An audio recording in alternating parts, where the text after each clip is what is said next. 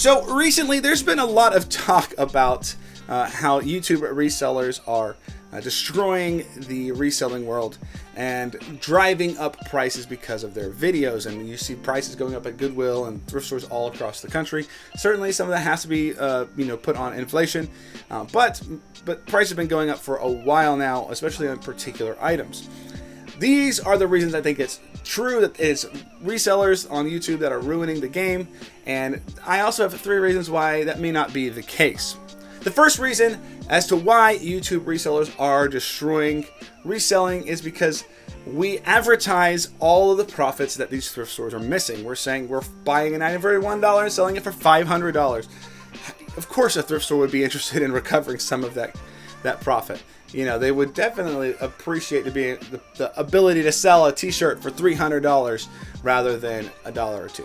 And so YouTube resellers, by advertising, and Instagram resellers, by advertising and showing off all of their best finds, going to these thrift stores, basically demonstrating how we're ripping them off, and in some way are contributing to all of these stores and all of these thrift stores realizing what they're missing out on. Therefore, they raise their price to be more competitive and to get more money out of those donated items.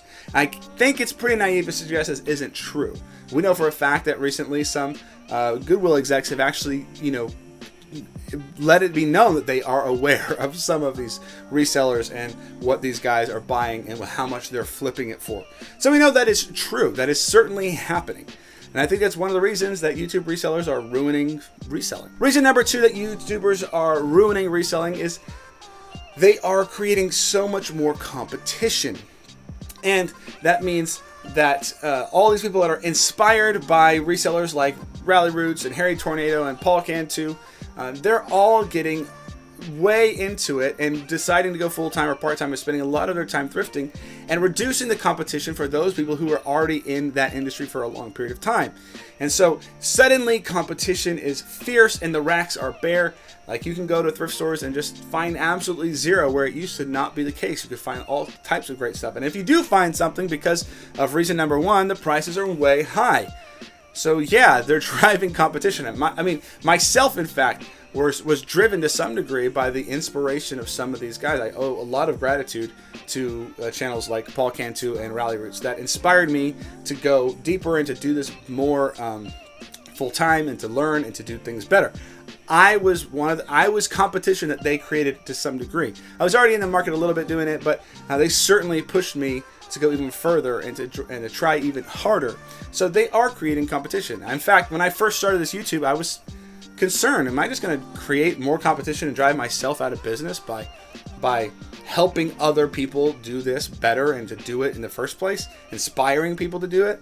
And I quit for a little bit because of that. I came back for lots of other reasons, but it's definitely something that I think is true and is definitely happening. The third reason they're ruining reselling is because they can drive the market, they can manipulate the market.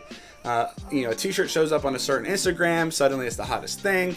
Some reseller shows it off, shows their shirt off on or their sale on their video, and suddenly it blows up, and the average consumer can't afford it. It drives prices, makes things so difficult to actually attain. We see this happen a lot in like vintage t-shirt worlds, where a certain category of t-shirt just explodes and suddenly everybody's all about it, even though you probably previously could have gotten that shirt for a few, couple, $40-50 before. And this seems really unfair and makes it super corporate, and everyone's worried about the profits they're going to make. And it's definitely ruining reselling to a degree for certain. Now, 3 reasons why I don't think YouTubers are exactly responsible for ruining reselling, if reselling is even ruined. And that's because Goodwill has way more sales data than any one of these YouTube channels.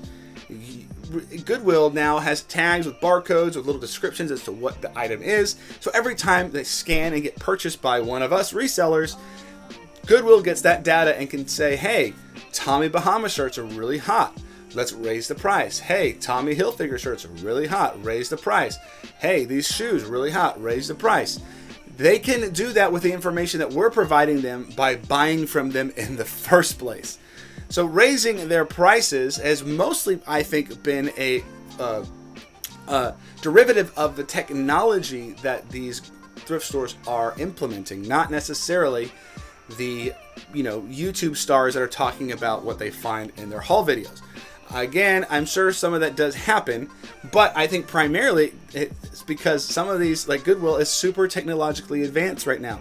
That's why you have random stores, like random little independent stores, typically have lower prices because they don't have the ability to scan and get all that sales data. They might buy it from somewhere, and maybe they're the ones sitting there watching, my YouTube videos or something. But that's really not probably the primary driver. The primary driver is us. We're buying from Goodwill. They're figuring out what is selling, and therefore they raise the price accordingly. Sometimes they raise the price way out of left field on something, get something completely wrong, and maybe that's what, somebody's watching a YouTube video and watch it once and say, hey, somebody sold a Tommy Hilfiger jacket for, $200. Let's put ours at $35. And it turns out that the jacket that they priced at $35 is from like 2010. No one's going to spend $35 on it, and it just sits there. Well, they get that sales data and realize, hey, Tommy Hilfiger is not really selling that fast. It's been out there a long time. They had to sell it on discount. So they get that information, and I think it's, probably a bit exaggerative to suggest that just because somebody does a haul video or something like that, or shows what they sold on eBay, that every time that happens, Goodwill is just, collecting all of that data constantly. The second reason I don't think YouTube resellers are ruining the market is while they do create competition by inspiring new resellers to get out there and flip things, they also create new customers that way. That's how, the secondhand market hasn't really always been the most glamorous market to be a part of. And so by getting into the reselling world, you start realizing that you're okay buying secondhand on the secondhand market, which benefits other resellers. So when I first got into it, I wasn't as interested or willing to spend more money on secondhand clothing, from eBay itself, than I am now. Now I know that it's a great way to find super dope clothes. I'm now collecting t-shirts and jeans and stuff, but I wasn't doing that prior to reselling. So I am now a customer putting back into the market as well as flipping things into the market as well. So I don't think it's simply just creating more competition. I think you are creating a larger consumer base. More people are interested and willing to buy on the secondary market right now at this point in time than probably ever. I mean, that you can see that with all the different platforms. I mean, there are dozens of new platforms right now about reselling vintage or used clothes. That didn't exist 10 years ago or 15 years ago. That's suggesting the market is growing. And so we need more people in the competition. We need more people involved in this type of economy, because that actually will, the rising tide raises all boats in this case. And I think also it's forecasted that the used clothes market's going to double in the next 4 years to something like $200 billion market cap. I mean, that is enormous. And that is, I think, maybe not directly, but significantly influenced by the number of influencers, YouTubers, resellers that are growing the market and being a publicist and an advocate for the secondhand market.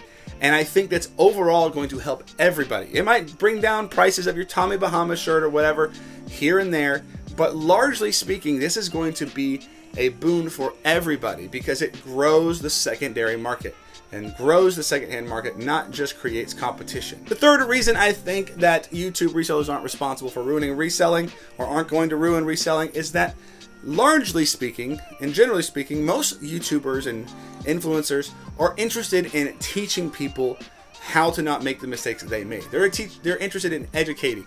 I'm interested, my videos are primarily geared towards helping you identify vintage clothing that may have value or that is rare and have a proper identification for it, rather than believing that every t-shirt that's single stitch that you have is somehow way more valuable than it is, or trying to identify a pair of true vintage Levi's rather than a repro or something like that. So I'm all about trying to educate people and helping them avoid mistakes that I made in the past. And that, I think, is broadly speaking what most YouTubers are doing. I think they have helped avoid more mistakes and bad situations than they have created them.